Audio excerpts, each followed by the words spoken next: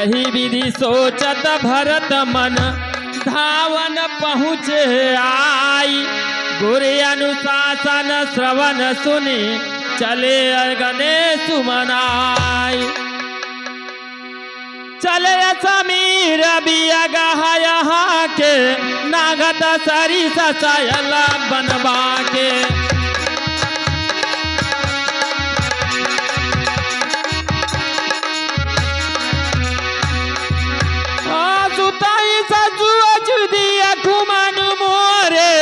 पूछत नहीं हर कुशल हमारे।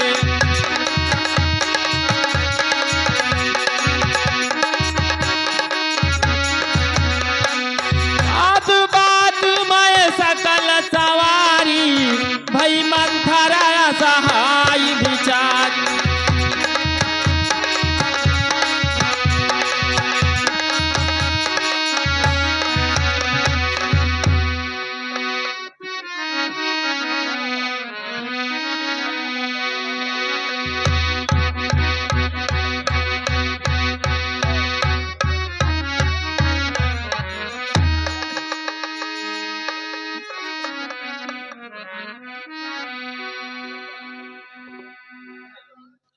लक्ष्मण, कहिए भैया। अब हम लोग चित्रकूट पहुंच चुके हैं और हमें रहने के लिए यहीं कहीं उचित स्थान ढूंढना होगा। ठीक है भैया, आप यहीं पर विश्राम करें, हम कुछ प्रबंध करते हैं। ठीक है लक्ष्मण।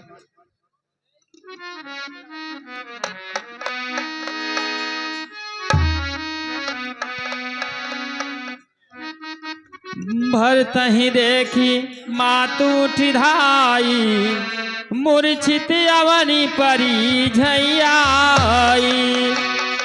कई कई कत जनमी जग माझा जो जनमी तब काहे न बाजा।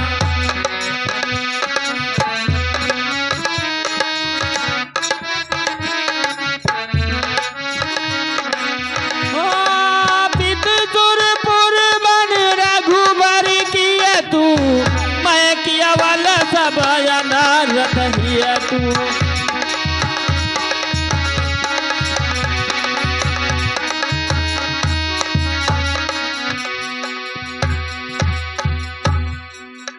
देखी सुबह।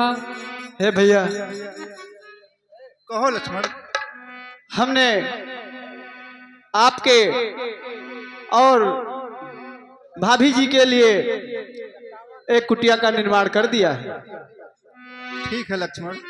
आप उसमें पधार कर उसको चरितार्थ पदार्थ प्रदान कीजिए। ठीक है लक्ष्मण, आओ हम लोग वहीं विश्राम करते हैं।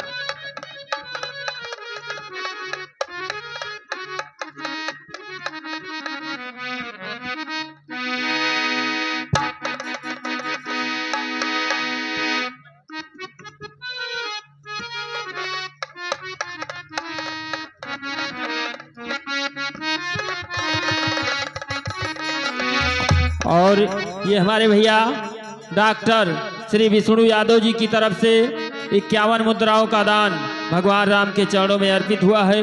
भगवान राम भैया का भंडार भरे, कल्याण करे। धन्यवाद। जय श्री सीताराम। और हाँ रामलीला प्रेमियों, अब तीनों रानियां और भरत शत्रुघ्न पूरी अयोध्या नगरी जा रही है प्रभु श्री राम को मनाने और उनको अयोध्या वापस लाने के लिए। इसके बाद आपको चित्रकूट का दृश्य दिखाया जाएगा, जहां पर शूर्पणखा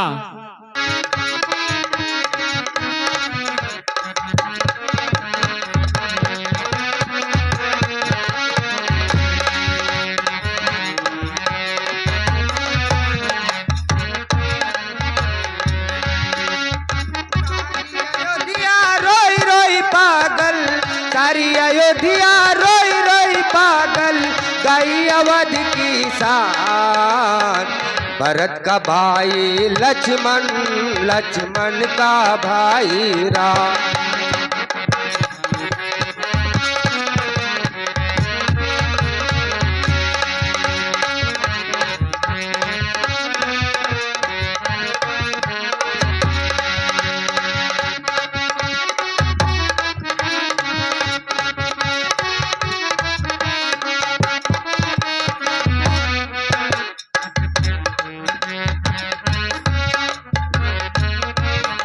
हेलो। अरविंद शर्मा, अरविंद शर्मा यदि हमारी आवाज सुन रहे हैं तो रामलीला पंडाल के अंदर आने का कष्ट करें। अरविंद शर्मा।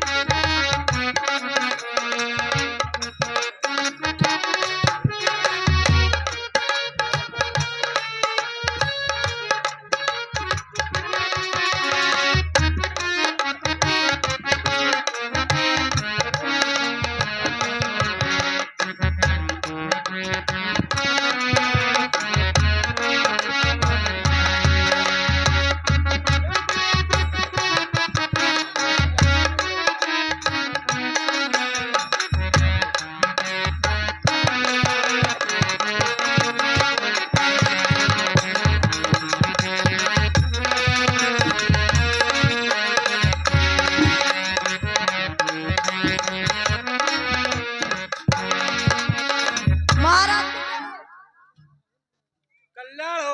कहो दूत, क्या समाचार लाए हो? कोई सूर लहरा कर आ रहे हैं, कहीं प्रभु पर हमला न कर दे। क्या कहा? उधर से सूर लहरा कर आ रहे हैं, कहीं श्री राम पर हमला न कर दे। भरत और शत्रुघ्न सूर पताका लहराते हुए इधर को आ रहे हैं। हाँ महाराज। चलो कहीं झाड़ी में छिपकर देखते हैं वो किस भाव से आ रहे हैं। जो आज्ञा महाराज। चलो।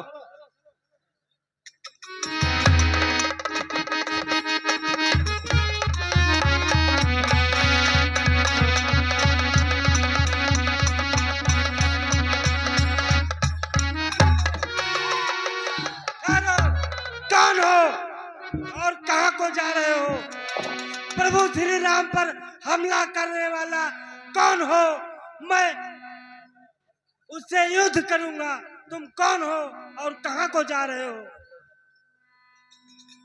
हे राजन, आप कौन हैं? और मुझ विभीषण भरत को ऐसे ही भरी सेनाओं के साथ आपने हमें रोक लिया, ऐसा रोकने का कारण क्या है? भरत भैया क्षमा करिएगा। भरत भैया मुझसे भूल हो गई, मुझे क्षमा।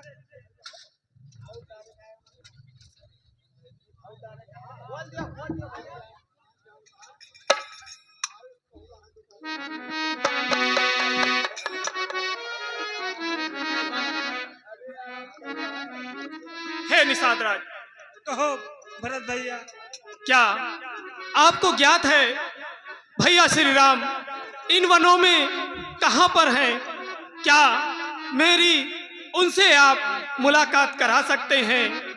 भरत भैया, मैं आपको प्रभु श्री राम से मिला सकता हूँ। मैं जानता हूँ वो कहाँ पर ठहरे हुए हैं। हे निषाद राज, जल्द करें और इस वार्ता में समय व्यर्थ ना करें। इसलिए आप चलें और मुझे भैया श्री राम से मिलाएं।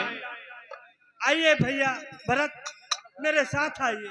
हे मंत्रीवर, आप सेनाओं को और सभी के साथ आराम से आइए। मैं निषाद राज के साथ शीघ्र ही भैया के दर्शन करने के लिए जाता हूँ।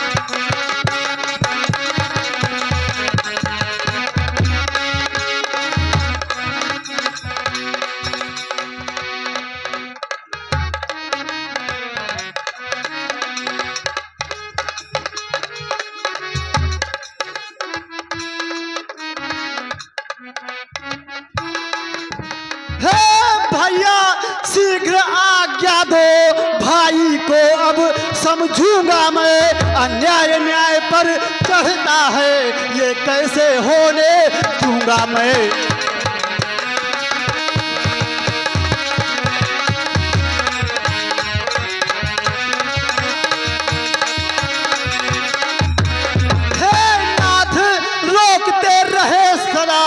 पर आज रोकना नहीं मुझे, पर आज रोकना नहीं मुझे, सौगंध आपके चरणों की इस समय टोकना।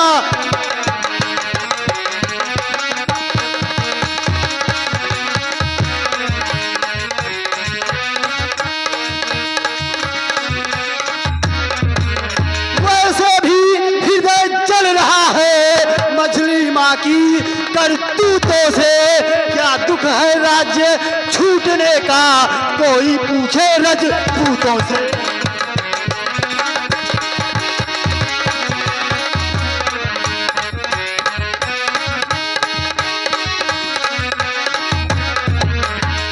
हे भैया, आप मुझे आज्ञा दीजिए, वह भरत अयोध्या की पूरी सेना लेकर आप पर आक्रमण करने आ रहा है। शांत लक्ष्मण, भरत भाई ऐसा हो ही नहीं सकता, क्योंकि उसका बहुत ही सुविचार है।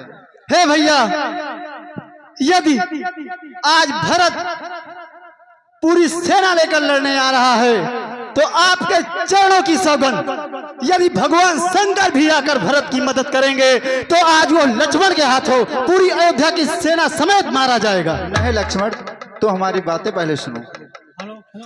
पहले से भरत गिर गया है, ये नहीं समझ में आता है, उस जैसा तो सुशील भाई सब जगह न पाया जाता है।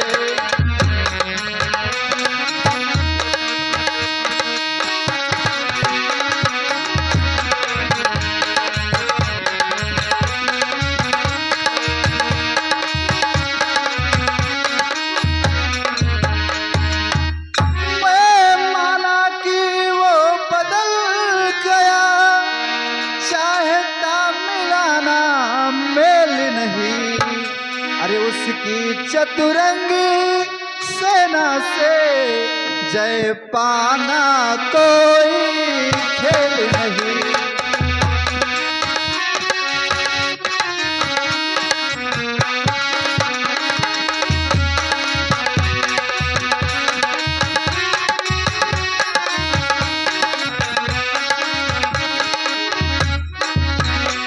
पर तुम एक अकेली धनु ही पर सम्मुख कब तक अड़ सकते हो? अरे इतने बल वाले राजा के सम्मुख कब तक अड़ सकते हो?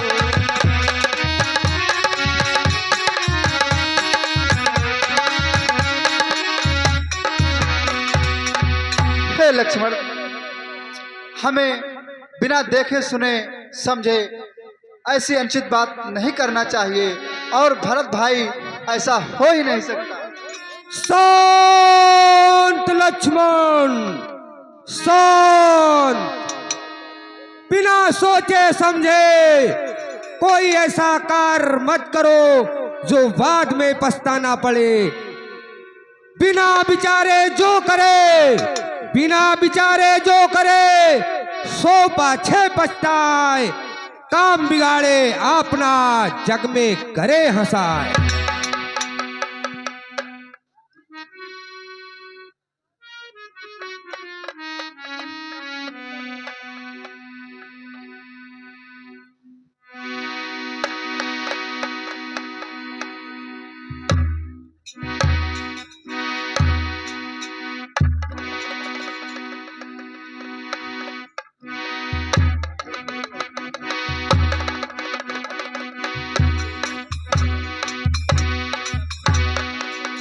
हे भैया, आप मुझे क्षमा कर दीजिए, क्योंकि मैंने अनजाने में आप पर शस्त्र उठाने का बहुत बड़ा अपराध कर दिया। हे लक्ष्मण, यदि तूने ये बाण उठा ही लिया था तो मुझ पर चलाया ही क्यों नहीं? क्योंकि ऐसे लांछन लगने से जीवित रहना अनुचित है। यदि तूने ये बाण चला दिया होता तो आज मेरे ऊपर लगा हुआ ये कलंक भी कट जाता और मैं अयोध्या की जनता के आगे ऐसे नतमस्तक ना रहता।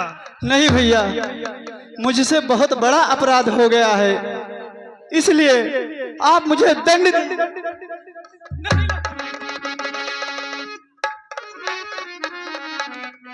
नहीं, जो भी अपराध हुआ है वो माता जी के मुख से हुआ है।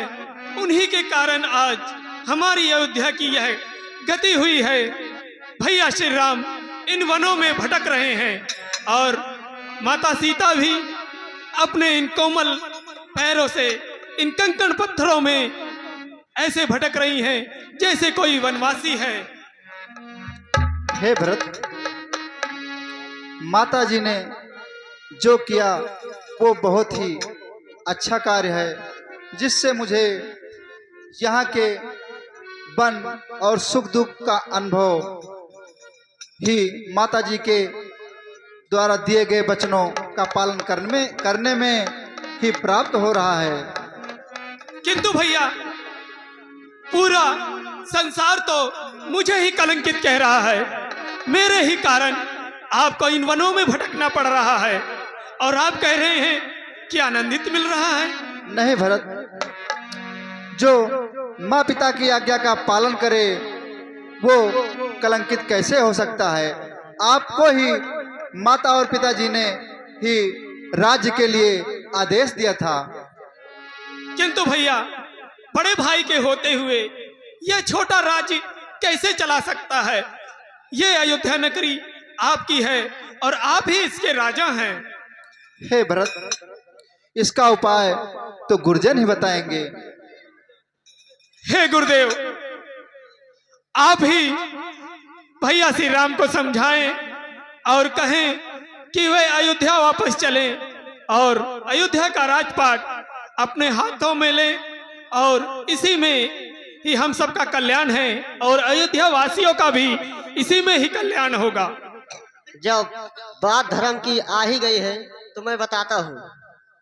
वह 14 वर्ष रहे बल में, वह 14 वर्ष अयोध्या में उनके प्यारे प्रतिनिधि होकर दे समय राज की रक्षा में।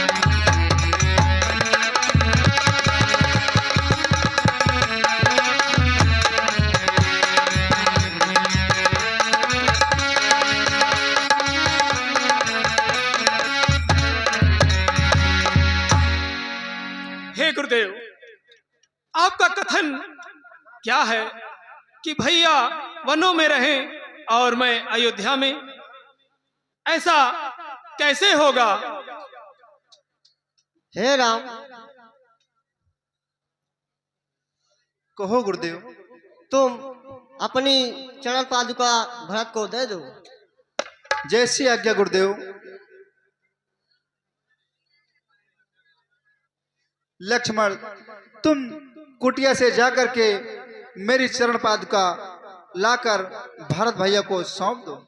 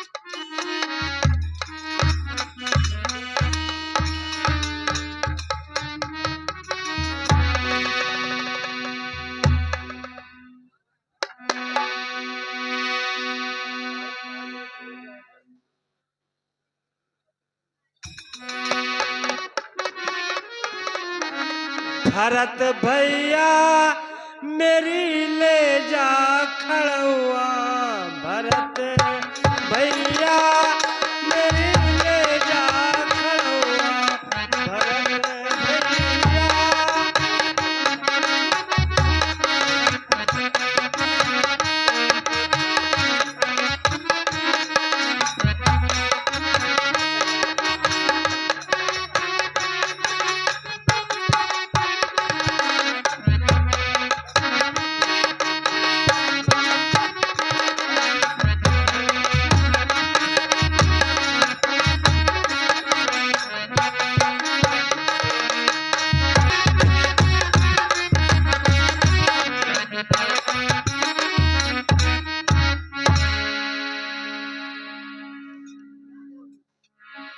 भाई लक्ष्मण, आज्ञा भैया।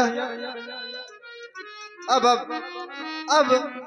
हम सब लोग यहाँ से कहीं दूसरी जगह चलें, कोई दूसरा उचित स्थान ढूंढ लें, नहीं तो अयोध्यावासी यहाँ पर आते जाते रहेंगे और फिर 14 वर्ष माँ की आज्ञा, पिता की आज्ञा का पालन करने में बहुत ही कठिन समय होगा।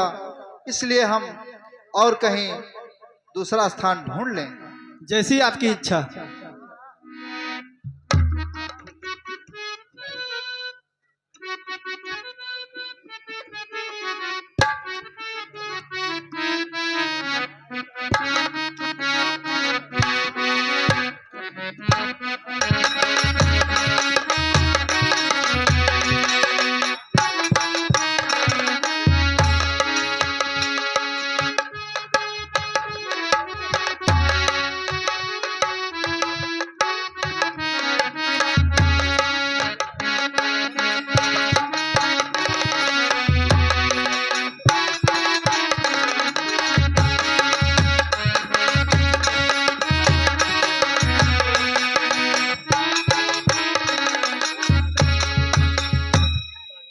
अनुज,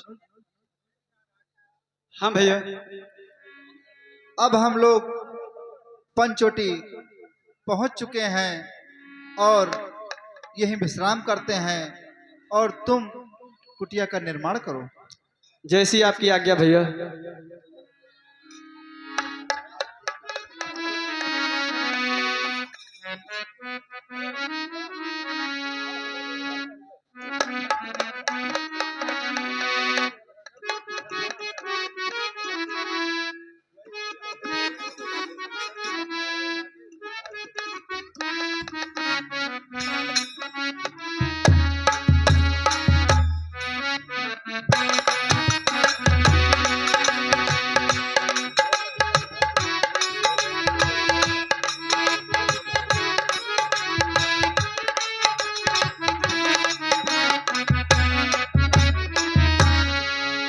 हे भैया,